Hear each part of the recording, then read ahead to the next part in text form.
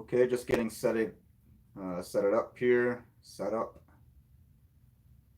So if you're in here early, thanks for joining.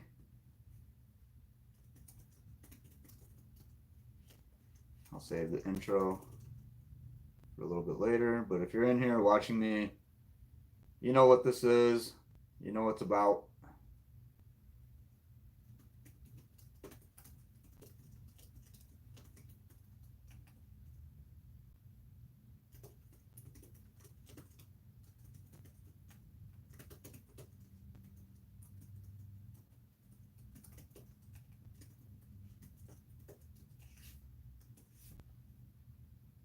So wait a few seconds,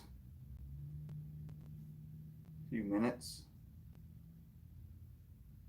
Feel free to hop in the chat, ask a question. If you're new to the stream, I'm Adam Biggers.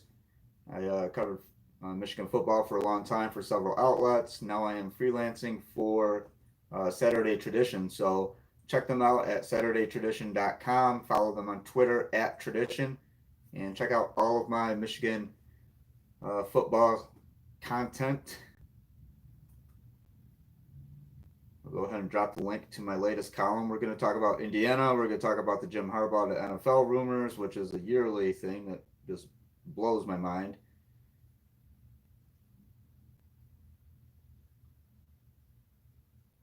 Is it Moto or Tomato? I think I asked you that time. So what it is, Biggs. How's it going today? It's going pretty well.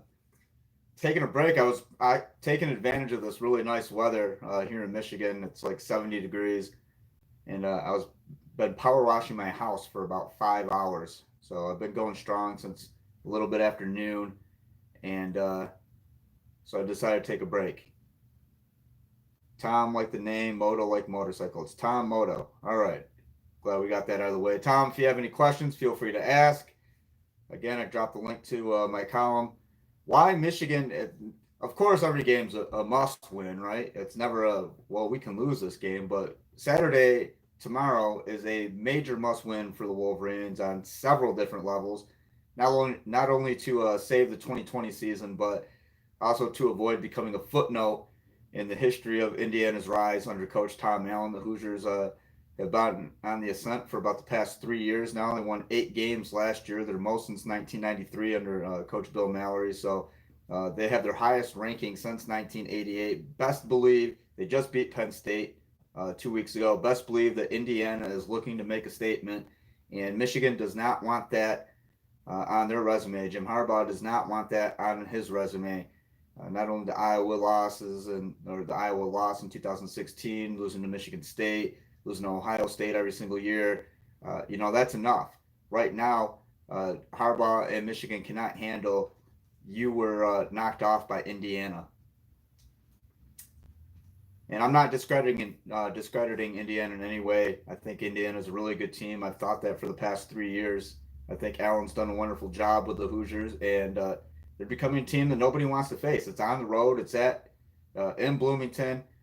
The games have been close with Michigan and Indiana during the past 5 years. Overtime needed to decide 2 of them. I wouldn't be surprised if we see another overtime game. I'll give you guys my score prediction. I do think Michigan will win this game, but I'll give you the score prediction. And we could talk about any other news and notes. Kind of hash over a Monday press conference availability with Coach Harbaugh. Nick Eubanks was on there as well, Carlo Kemp. So if you guys have any questions, feel free to ask. I'm going to keep this one a little bit short tonight. It's a Friday night. I need to take a shower because I smell like soap from a power washer. And I actually accepted a job offer today, so I'm pretty excited about that. Really good position with a company I feel really good about here in the Flint area. So I'm going to go celebrate that with some friends and call it a night and get ready to watch the Michigan-Indiana game tomorrow at noon. So don't forget, it is a noon kickoff. And I'll have a column on Tradition shortly after the game, and then I'll also have a Sunday follow-up piece that'll run at some point Sunday morning. So be sure to check those out. Tom Moto says, do you think a problem is Harbaugh being too comfortable having most of his family close and working at his alma mater? Also, I don't feel like Harbaugh has fully released the reins of the offense. Well, I mean, that's going to be a lot on Josh Gaddis as well. I don't think, I mean, just through 2 games, no, we haven't seen everything from Michigan's offense. And since Harbaugh's been here for the past, this is the 6th season now. Um, it's taken 2, 3, 4 games for us to really see the extent of the offense. So I don't think there's any worries there. Do I think that he's too comfortable having his family close and working in his alma mater? Uh, I can't answer that. I don't. I'm not in Harbaugh's inner circle. I don't know his exact feelings. I mean, I know that he's happy to be here. I know that he is.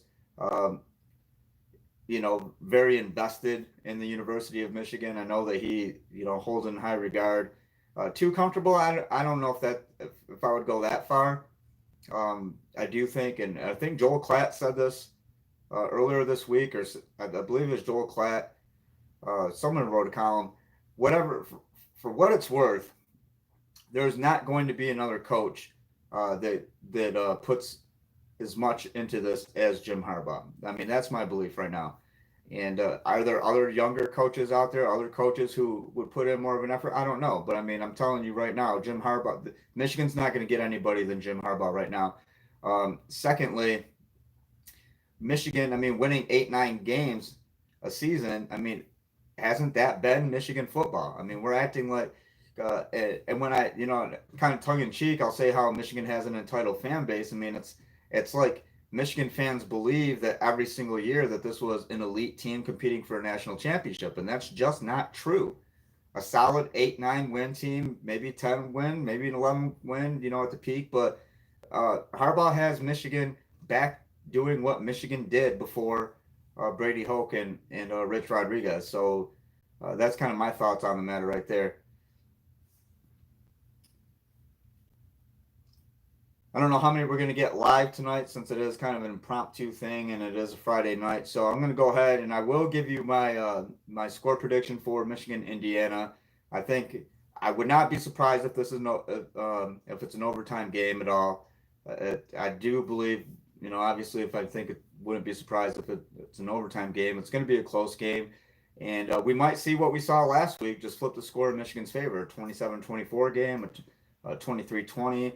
I do see this being the type of game that could come down to a field goal. Then again, I did say that Michigan was going to steamroll Michigan State and eating my words, just eating my words. And, I've caught a little bit of flack on Twitter for it, and that's okay. If you go out there and say it, you got to own up to it. I've never been more wrong on a football game than I was last week, Michigan State. Not mad about it, obviously, the fan in me. Uh, you know, Michigan State fan, so I mean I'm good with that.